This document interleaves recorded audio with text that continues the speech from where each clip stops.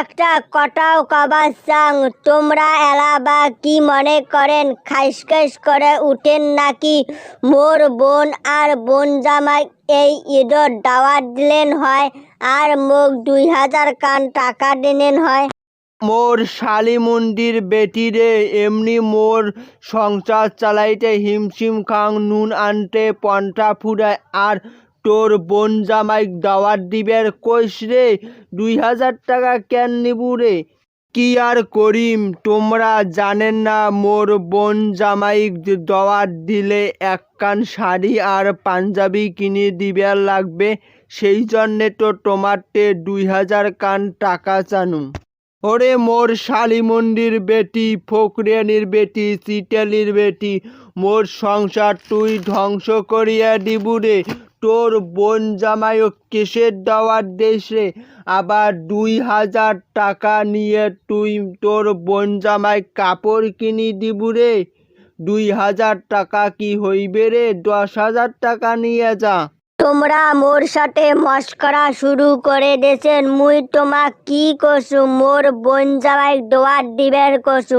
মোর বোনটার অনেক দিন হাতে আসা মোর বাড়িত আসবে।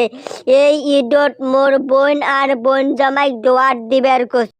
এ শালিমুন্ডির বেটি, চিটালির বেটি, ফকরানির বেটি, তোর সাথে মুই মস্করা কেন করিম? তুই তো মোর বউ হইস, তুই কি মোর ভাবি লাগিস যে তোর সাথে মুই মস্করা করি? তোমরা মস্করাই করবার লাগছেন। মুই তোমাক কি কছু? মোর বোন আর মোর বোনের ভাটারক দোয়াত দিবারে তো কছু। ওরে মোর শালিমুন্ডির বেটি রে, এই ঈদত তোর বোন আর তোর বোনের ভাটারক দোয়াত দিবু, আবার কাপড়ও কিনিয়ে দিবু।